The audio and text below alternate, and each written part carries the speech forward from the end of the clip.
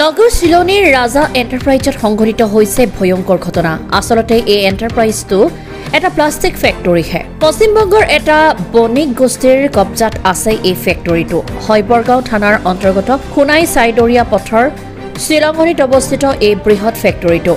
ৰাজা enterprise নামৰ এই ফেক্টৰীত প্ৰায় অৰ্ধশতাধিক শ্ৰমিকে দিবানৈশ কাম কৰে।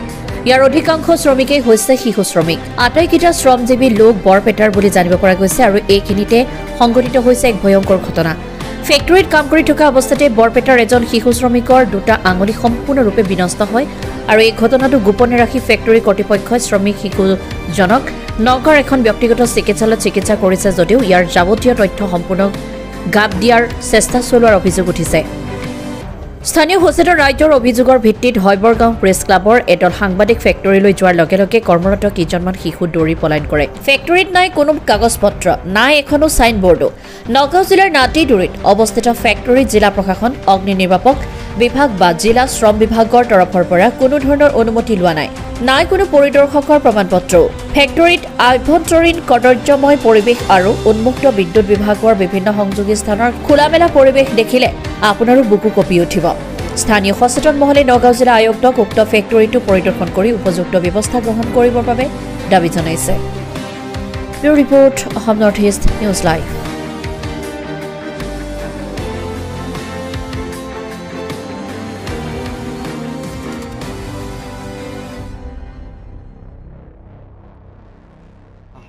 ইন্ডাস্ট্ৰিৰ নাম কি? ৰাজা এন্টাৰপ্ৰাইজ। ৰাজা এন্টাৰপ্ৰাইজ।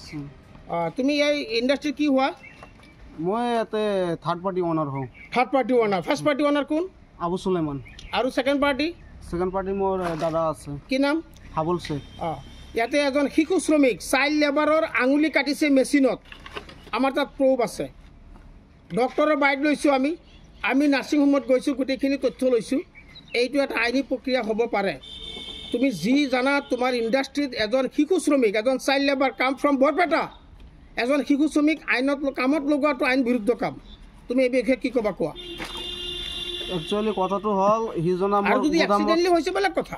সিজনা মোৰ গোদামত কাম নকৰে, তাৰ ঘৰত কিবা এটা ঝামেলা হৈছিলে, সি ঘৰৰ পৰা ওলাই আহিছিলে। তাৰ ইয়াতে কোনোবা এটা মাছি কি সেইটো হয়, তাৰ মোৰ ঘৰ তাত ইয়াতে থাকে। সি মানে মোৰ ইয়াতে গাড়ী আহিছিলে এখন, গাড়ীখনৰ ডালা লগোৱাওঁতে সি মানে যিজনে উঠাই আছিলে সি দেখা নাই। সি হাতটো তাৰ ডালাটো থাকি গৈছিলে, ডালা উঠাওঁতে তাৰ হাতত লাগিছিলে, নালগা নহয়, লাগিছিলে কাৰণে মই মেট্ৰত ট্ৰিটমেণ্টো কৰাইছোঁ। তাৰ কেইদিন ৰাখিছে মেট্ৰত? এদিন আছিলে, টোটাল 2 দিন আছিলে। যেদিনো এক্সিডেণ্ট হয় সেইদিনো আছিলে, তাৰ পিছত দিনো আছিলে। তাৰপিছত তাক লৈ আহিছিলোঁ। তাৰপিছত আকৌ যিটো কৰাব লাগে মেডিকেল ট্ৰিটমেণ্ট গোটেইকেইটা কৰিছোঁ মই। মানে যেতিয়া মেডিকেলত ৰাখিছে আপোনালোকে বোলে তাক ডক্টৰে এডভাইচ দিছে আঙুলি কাটি নেপেলালে কেঞ্চাৰ হৈ যাব বা বেলেগ হৈ যাব, আঙুলি কাটি দিছে, পেলাই দিছে? আঙুলি কাটাৰ কথা কোৱা নাই, সেইটো আঙুলি ইমান ডেমেজ হোৱা নাই যে আঙুলি কাটিব লাগিব এনেকুৱা কোৱা নাই ডাক্তৰে। ডাক্তৰে কৈছে সেইটো ভালকৈ ড্ৰেছিং কৰিব লাগিব, মেডিচিন ল'ব লাগিব। ডাক্তৰৰ মতে মই চলি আছোঁ, মেডিচিন লগাইছোঁ, এই ড্ৰেছিং কৰাই আছোঁ। এতিয়া ৰাতিপুৱা তাত দেউতাই মাতিছিলে, ঘৰত পঠাই দিব কৈছিলে। ৰাতিপুৱা তাক ঘৰত পঠাই দিছোঁ। এতিয়া সি ঘৰত গুচি গ'ল। তাৰ লগৰ মানুহ দি ট্ৰিটমেণ্ট কোনে কৰিছে? ট্ৰিটমেণ্ট মই কৰাইছোঁ, গোটেইকেইটা খৰচা মালিকে বহন কৰিছে, গুদামৰ মালিকে খৰচা। এজন শিশু শ্ৰমিকক আপোনালোকে কিয় কামত লগাইছে? সেইটো মই ফাৰ্ষ্টতে কৈছোঁ সেইটো শ্ৰমিক নহয়, মোৰ গুদামৰ শ্ৰমিক নহয়। সি ঘৰৰ পৰা ঝামেলা কৰি ইয়াতে আহিছিলে, তাৰ এজন মানুহৰ লগত থাকিছে। সি তাৰ পিছত সেই আহিছে গুদামত। এনে যেনেকুৱা পোলাহান মানুহবিলাক আহি থাকে, সৰু ল'ৰা ছোৱালী যেনেকুৱা আহি থাকে, তেনেকুৱা সি আহিছিলে। এতিয়াও দেখিছোঁ আপোনালোকৰ যিখিনি লেবাৰ আছে তাতো দেখিছোঁ, এতিয়ালৈকে দেখিছোঁ আণ্ডাৰ 18 এজ এতিয়াও লেবাৰ আছে। এতিয়া নহয়, এতিয়াও লেবাৰ আছে। মই উলিয়াই দিম, মোৰ নাম আছে, লিষ্ট আছে। কি চাই পেলাই আপোনালোকে ৰাখে? কি চাই পেলাই ৰাখে? সিহঁতৰ এড্ৰেছবিলাক নামবিলাক ক'ত এণ্ট্ৰি কৰে? লেবাৰ অফিচত এণ্ট্ৰি কৰে না তেওঁলোকৰ নামবিলাক? লেবাৰ এণ্ট্ৰি কি হ'ব? লেবাৰ অফিচত, নগাঁও লেবাৰ অফিচত এণ্ট্ৰি কৰি তেওঁলোকৰ আই কাৰ্ড লৈলে নাই? নাই, তেনেকুৱা কোনো ইয়াতে এড্ৰেছ প্ৰুফ একো নাৰাখে। ইয়াতে আহে, কোনোবা 5 দিন কাম কৰে, কোনোবা 10 দিন কাম কৰে, কোনোবা আজি গুচি যায়। সেইটো মোৰ কেনেকুৱা কৰিম? আপোনালোকৰ হৰেক মাল ইণ্ডাষ্ট্ৰীত মানে হৰেক মাল আহে আৰু হৰেক মাল কাম কৰে, সেইকাৰণে আঙুলি দুটা কাটি পেলাই দিছে শ্ৰমিকক। আঙুল কটাৰ প্ৰশ্নই আহে না, আপুনি সেইটো বাৰ কিয় কৈ? আঙুলিটো কাটিছে, মই দেখুৱাই দিব পাৰিম না। এতিয়া আঙুলি নাই, আগতে আঙুলি দুটা আছিল ল'ৰাটোৰ লগত, এতিয়া আঙুলি দুটা নাই, অলৰেডি কাটি পেলাই দিয়া হৈছে আঙুলি দুটা। আপোনালোকে চৰকাৰৰ আইনবিলাক মানে নে নাই? চৰকাৰৰ আইন মতামতে কাম কৰি শিশু আছে। শ্ৰমিক কামত লগাব নালাগে সেই কথাটো আপোনালোকে মানে নে নাই? তেওঁলোকৰ ID প্ৰুফবিলাক লয় নে নাই? তেওঁবিলাক ID বিলাক এনে আধাৰ কাৰ্ড চাধাৰ কাৰ্ড সেইবিলাক চাওঁ। এতিয়া নগাঁও জিলাৰ নিচেই কাষত অৱস্থিত জুৰিয়া ৰোডত অৱস্থিত এখন ৰাজা এণ্টাৰপ্ৰাইজ। আপোনালোক পাৰ্টি ক'ৰ মানুহ? আপোনালোকৰ ঘৰ ক'ত? মোৰ ঘৰ ৱেষ্ট বেংগল হয়। ৱেষ্ট বেংগল। তো বেংগলৰ পৰা আহি আপোনালোকে ইণ্ডাষ্ট্ৰি খুলিছে, বিজনেছ কৰিছে, ভাল কথা। কিন্তু ইয়াত নগাঁও জিলা প্ৰশাসনৰ ৰুলছ এণ্ড ৰেগুলেশ্যন আপোনালোকে মানে নে নাই? মানুহ ID প্ৰুফ লৈ পেলাই সিহঁতক আপুনি এপইণ্ট কৰে নে নাই? ID প্ৰুফ ৰাখোঁ মই, আধাৰ কাৰ্ড ৰাখিছে আৰু সেই ল'ৰাটোৰ ID প্ৰুফ আপোনালোকে ৰাখা নাই? সি মোৰ কামতে অহা নাই। আমাৰ তাত আছে, আমাৰ তাত ID প্ৰুফ তাৰ আছে, ল'ৰাটোৰ আধাৰ কাৰ্ড থাকিব পাৰে। আপুনি বেলেগৰ পৰা লৈছে বা কোনোবা আছে তাৰ পৰা লৈছে আপুনি। মোৰ কামত আহিলেহে তাৰ নামটো মই তাৰ আধাৰ কাৰ্ডটো ল'ম। কামতে অহা নাই। আপোনালোকৰ ইণ্ডাষ্ট্ৰিৰ আণ্ডাৰত সেই ল'ৰাটোৰ আঙুলি এনেকুৱা এক্সিডেণ্ট হৈছে, আপোনালোকে এইটো লাইবিলিটি নলয় কিয়? খৰচা মই উঠাই আছো না, মোৰ গোদামত যিটো কামটো হৈছে।